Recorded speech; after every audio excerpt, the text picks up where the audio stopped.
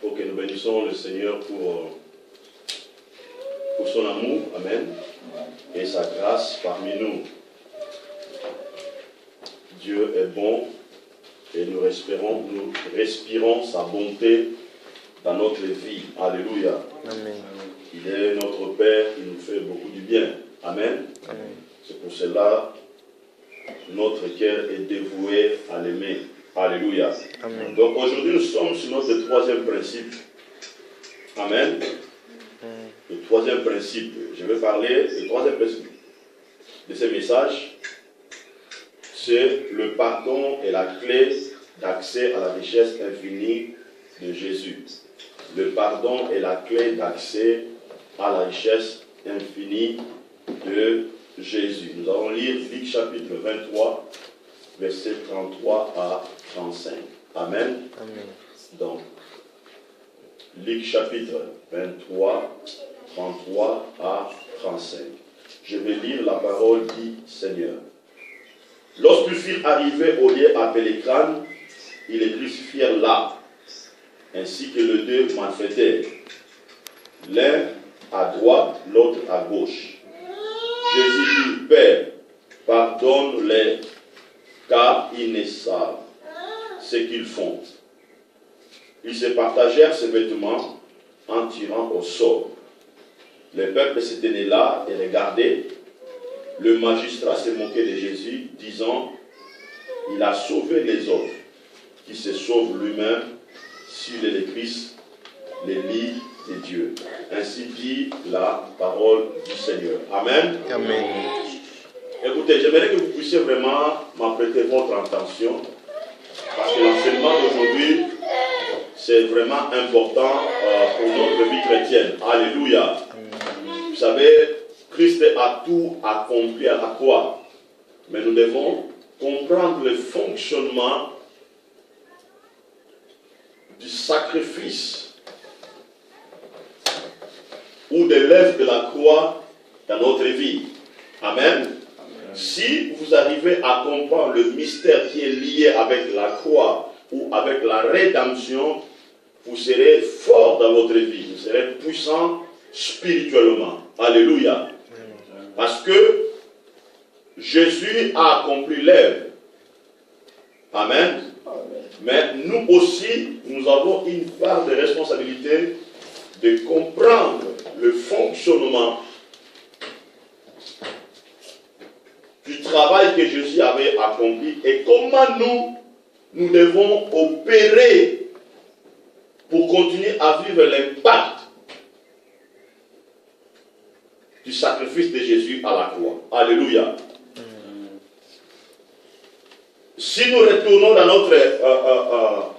notre contexte principal, vous allez voir que au commencement, lorsque l'homme a péché, l'homme était incapable de demander Dieu pardon par rapport aux fautes qu'il avait commises. Mais c'est Dieu qui avait manifesté son amour de tuer un agneau et de prendre la peau de cet agneau et couvrir l'iniquité de l'homme. Alléluia. L'homme était incapable de demander pardon à Dieu par rapport aux fautes qu'il avait commises, par rapport au péché qu'il avait commis. Mais ce qui est mystérieux, ce qui est puissant, lorsque Jésus arrive sur la terre, lorsqu'il était sur la croix, lorsqu'il a donné son corps comme sacrifice, c'est Jésus qui va demander de pardon pour l'homme qui était incapable de demander pardon à Dieu le jour où l'homme avait péché. Alléluia. Ce que Jésus dit ici sont très importants. Sa déclaration sur le pardon signifie combien Jésus voulait que l'homme pécheur puisse obtenir miséricorde auprès de Dieu. Jésus a dit, Père, pardonne-les, car ils ne savent pas ce qu'ils font. Amen. pardonne-leur, car ils ne savent ce qu'ils font. Alléluia. Donc, cette déclaration est très significative. Vous devez comprendre une chose, que Jésus était mort à la croix pour rétablir notre relation avec Dieu. Amen.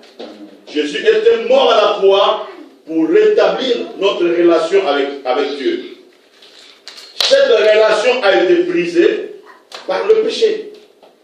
Amen. Cette relation a été brisée par le péché.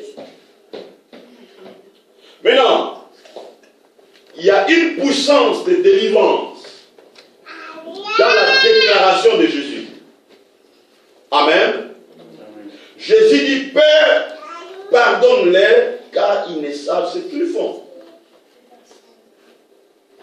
Et cette déclaration avait activé la délivrance, le salut, la guérison dans la vie de l'homme. Parce que ce pardon avait joué un rôle puissant dans la dimension spirituelle sur la vie de l'homme. Vous comprenez? Ce pardon avait joué un rôle puissant dans la dimension spirituelle dans la vie de l'homme. Les gens qui étaient ce jour-là devant Jésus, ils regardaient le sang de Jésus couler. Ils regardaient Jésus pousser des cris. Maintenant, lorsque Jésus a dit pardonne-les, ces gens qui étaient autour, ils étaient incapables de comprendre la déclaration de Jésus-Christ. La Bible déclare, ils ont commencé à se moquer de Jésus. Alléluia. Mais dans la dimension spirituelle, ils étaient incapables de voir ce que ce pardon-là avait activé dans le monde spirituel. Amen. Donc, la déclaration de Jésus sous le pardon n'était pas seulement une déclaration comme ça, mais c'était une déclaration puissante pour activer quelque chose, pour activer la libération dans la vie de l'homme qui était enchaîné dans le monde des ténèbres. Maintenant, le pardon avait mis fin à l'esclavagisme spirituel afin que l'homme puisse avoir l'accès dans la richesse infinie de Jésus-Christ. Alléluia. Donc, le pardon avait mis fin à l'esclavagisme spirituel afin que nous ayons l'accès à la richesse infinie de Jésus et à la richesse de sa grâce. Amen. Alléluia. Donc, cette déclaration, lorsque Jésus a dit, Père, pardonne-les, ce pardon nous a délivrés, nous a guéris, nous a rendus libres. Ce pardon a permis que nous soyons purifiés. Ce pardon a effacé notre passé. Ce pardon nous a donné l'accès à une nouvelle vie. Alléluia. Voilà pourquoi je reviens toujours à la parole de l'apôtre Paul qui dit qu'il y a point de condamnation pour tous qui sont en Christ. Pourquoi il y a point de condamnation? Parce que Jésus nous a pardonné. Alléluia. Nous étions des fautifs. Amen. C'est nous qui avons commis le péché. Mais lorsqu'il arrive, il nous pardonne. Pourquoi il nous pardonne? C'est pour nous libérer. Pourquoi il nous pardonne? Parce que nous étions condamnés. Notre vie était sous contrôle du monde des ténèbres. Et nous étions incapables, dans cette dimension, de réclamer notre droit de libération. Mais c'est par le sacrifice de Jésus, c'est par son pardon que vous et moi, nous sommes libres. Alléluia. Le pardon Tu dois mettre ça dans ta tête que le pardon t'a donné la délivrance. Le pardon t'a donné la liberté. Le pardon t'a donné la guérison. Le pardon vous a permis d'être une personne libre spirituellement. Alléluia. Le pardon avait annulé la malédiction du péché. Elle nous a permis de revenir à une bonne relation avec Dieu. Amen. Le pardon nous a permis de revenir à une bonne relation avec Dieu. Alléluia. Voilà pourquoi, étant qu'un enfant de Dieu,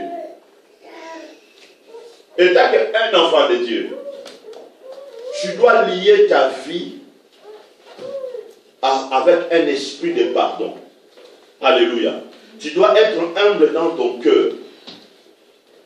Parce que nous sommes en train de voyager vers la perfection. Alléluia. Maintenant, pour maintenir ta relation avec Dieu, à chaque fois que tu commets quelque chose, ou à chaque fois que tu commets une faute devant Dieu, tu dois avoir de l'humilité de reconnaître ta faute et de s'approcher auprès de lui, de lui dire, Seigneur, pardonne-moi. Alléluia. Alléluia. De dire, Seigneur, pardonne-moi. J'ai besoin de maintenir ma relation avec toi. Alléluia. Et ça, c'est très important. Voilà pourquoi Jésus a dit à la femme adultère, tes péchés, vas-y, ne pêche plus. Dans d'autres sens, Jésus voulait dire, tes péchés sont pardonnés. Je te pardonne. Alléluia. Alléluia. Pourquoi Jésus pardonne le péché? Parce qu'il sait que le pardon, c'est une puissance.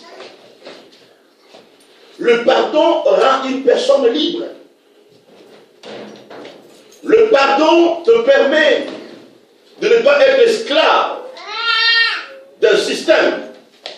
Alléluia. Alléluia. Maintenant, qui peut être pardonné? Qui peut être pardonné? Qui peut être pardonné? Alléluia. Hein? Une personne qui se répand. Amen. Qui peut être pardonné? C'est une personne qui se répand. Luc chapitre 15, verset 17 à 18. Luc chapitre 15, 17 à 18. Luc chapitre 15, 17 à 18. Je vais lire la parole du Seigneur. Étant rentré en lui-même, il s'est dit, combien de mercenaires chez mon père ont du pain en abondance? Et moi, ici, je meurs de faim. Je me lèverai, j'irai vers mon père. Je lui dirai, mon père, je péché contre le ciel et contre toi. Ici, on nous parle de l'histoire de la femme prodigue. Cet enfant, il a fait de bonnes relations avec Dieu. Vous comprenez? Un jour, il a demandé son droit à son père. Et la Bible déclare, Dieu lui avait donné tout ce que cet enfant avait besoin dans sa vie. Et la Bible déclare, lorsqu'il a reçu ça, et cet enfant avait abusé de la richesse que Dieu lui avait donnée. Dans d'autres sens, il avait péché. Dans d'autres sens, il avait désobéi. Dans d'autres sens, il n'était plus en bonne relation avec Dieu. Alléluia. Mais lorsqu'il a vu la gravité de la chose qu'il avait commise, la Bible déclare, cette personne, il s'est mis en cause. Vous comprenez? Il s'est mis en cause. Dans d'autres sens, il a regardé la réalité en face. Il a dit, mais mon père est amour. Amen. Donc c'est moi qui est fautif. La Bible déclare, étant rentré en lui-même, il s'est dit, amen, il s'est étant rentré à lui-même, il s'est dit. Cela veut dire, il a commencé. Maintenant, suis-moi, c'est très profond. Hein? Étant rentré en lui-même, il s'est dit. Cela veut dire, il commence à se mettre en communication avec lui-même, avec sa pensée, avec son cœur. Alléluia. Il commence à s'interagir soi-même. Alléluia. Cela veut dire, il a fait l'analyse de sa vie. Cela veut dire, il a compris combien la relation ou la communion avec Dieu est très importante. Il a compris maintenant, pour rétablir cette communion, pour garder sa relation avec Dieu, la chose la plus importante, c'est de reconnaître ses propres fautes. Cela veut dire se repentir et d'aller demander pardon à Dieu. Alléluia. Et la Bible déclare, il a dit, je m'élèverai. Je m'élèverai. Amen. Je m'élèverai. C'est dans le futur. C'est dans un futur proche. Vous comprenez? Il a dit, je m'élèverai. Je m'élèverai. J'irai vers mon Père. Je lui dirai. Il y a trois choses ici. Il a dit, premièrement, je m'élèverai. Deuxième chose, il a dit, j'irai. Troisième chose, il a dit, je dirai. Il y a 3 dimensions ici. Alléluia. Quelqu'un qui reconnaît ses fautes, il marche dans ces 3 dimensions. Premièrement, il doit se mettre debout. Ça c'est un. Deuxième chose, il va faire quoi? Il va aller à la rencontre de la personne qui fait demander pardon. Et troisième chose, il va faire quoi? Il va dire la chose qui est dans son cœur. Ces 3 dimensions est très important. Un enfant de Dieu né de nouveau doit comprendre ça. Qu'est-ce que nous voyons ici? Nous voyons la sincérité. Nous voyons l'intégrité. Nous voyons l'humilité. Alléluia. Nous voyons ici l'œuvre du Saint-Esprit qui touche une personne à reconnaître son erreur. Ici, cette personne, cet enfant, il a montré sa capacité de se repentir. Amen. On voit des remords dans son cœur. Quelqu'un qui peut recevoir le pardon, c'est quelqu'un qui se repent. C'est quelqu'un qui se repent de ses fautes. C'est quelqu'un qui se repent de ses péchés. C'est quelqu'un qui reconnaît ses erreurs. Alléluia. Il a dit, je me lèverai. Combien aujourd'hui beaucoup de gens font quelque chose du mal à Dieu, ils commettent les péchés, mais ils ne veulent pas se lever. Il y a l'orgueil, il y a l'incrédulité qui prend place dans le cœur des gens. Et la personne commence même à juger Dieu. La personne commence même à juger l'Église. La personne commence même à juger ses frères. La personne commence même à juger ses sœurs. La personne commence même à juger l'Église de Dieu. Vous comprenez? Les gens commencent même à juger l'Église, à condamner l'Église. Au rien de se lever. Amen. D'aller et dire, voilà, je péchais. Il a dit quoi? Je dirai à mon Père, je péchais contre le ciel et je péchais contre toi. Amen. Ici, le ciel, c'est le royaume. Vous comprenez? Donc il a dit, je péchais contre le royaume et je péchais contre toi. Pourquoi? Parce qu'il reconnaît, il fait partie d'abord du royaume. Amen. Ça c'est très important. Et tant que les enfants de Dieu, nous devons d'abord reconnaître que premièrement, nous sommes greffés dans le corps de Christ. Nous sommes greffés dans l'église de Dieu. Donc à chaque fois que tu fais quelque chose du mal, tu touches pas seulement le cœur de Dieu, mais tu touches aussi l'église. Alléluia. Beaucoup de gens ne savent pas que quand ils font le mal, ça touche aussi l'église. Alléluia. Donc quand tu fais quelque chose du mal, tu vas demander pardon à Dieu et tu vas demander aussi pardon à ton frère ou à ta soeur. Vous comprenez? De reconnaître, non, je me suis mal comporté. Alléluia. Je me suis mal comporté. Comment quelqu'un peut fâcher? Comment quelqu'un peut faire du mal? Comment quelqu'un peut dire du mal de son frère ou de sa sœur? Il se sent l'aise. Alléluia. Donc il a dit, je dirai à mon Père, je péchais contre toi et je péchais contre le ciel. Maintenant, écoutez, suis-moi très bien ici. Lorsque quelqu'un a un défaut de caractère, il cherche la faute sur les autres. Amen. Lorsque quelqu'un a un défaut de caractère, il cherche la faute chez les autres. Suis-moi, je vais expliquer ça très bien. Quand quelqu'un a un défaut de caractère, il cherche la faute chez les autres. Il ne regarde pas ses propres fautes, mais il voit la faute chez les autres. Alléluia. Ah, moi j'ai raison. Vous comprenez? Même s'il a commis la faute, même s'il a commis le péché, il veut toujours montrer que c'est lui qui a raison et que c'est les autres qui ont tort. Et les gens qui fonctionnent comme ça, ce sont les gens qui ont raté la repentance. Pourquoi? On voit quoi? On voit de l'orgueil, on voit manque d'humilité. Amen. Va lui dire, moi je ne demanderai pas pardon. C'est à lui de me demander pardon. Alléluia.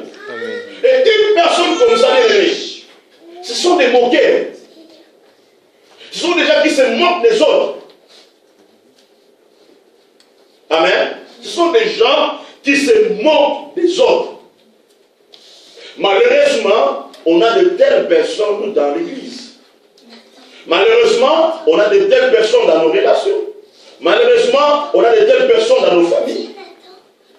Et les gens qui ont des défauts de caractère, ce sont des gens qui font du mal aux autres. Je vais vous expliquer. Il va identifier dans ta vie que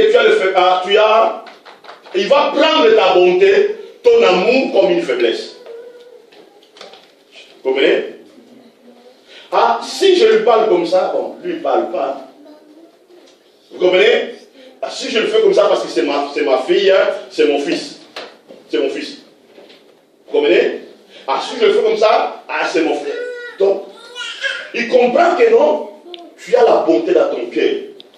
Mais ils veulent faire de ta bonté comme une faiblesse pour te faire du mal. Vous comprenez? Parce qu'il sait que s'il t'injurie, tu ne vas pas réagir.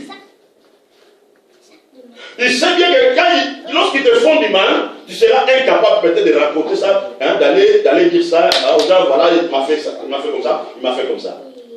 Maintenant, lui, il profite de ça pour commencer à blesser les autres. Pour commencer à faire du mal aux autres. Et ce sont des personnes qui ont du mal de s'élever et d'aller et de dire pardonne-moi. Ce sont des gens qui gardent leur position. Qu'est-ce qu'on voit ici? L'enfant prodigue n'avait pas gardé sa position. Hein? Combien de gens disent aujourd'hui, ils prient, ils prennent la Bible et disent ah, non, moi je garde ma position. Hein? Vous comprenez? Moi je garde ma position. Moi je garde ma position. Moi je garde ma position.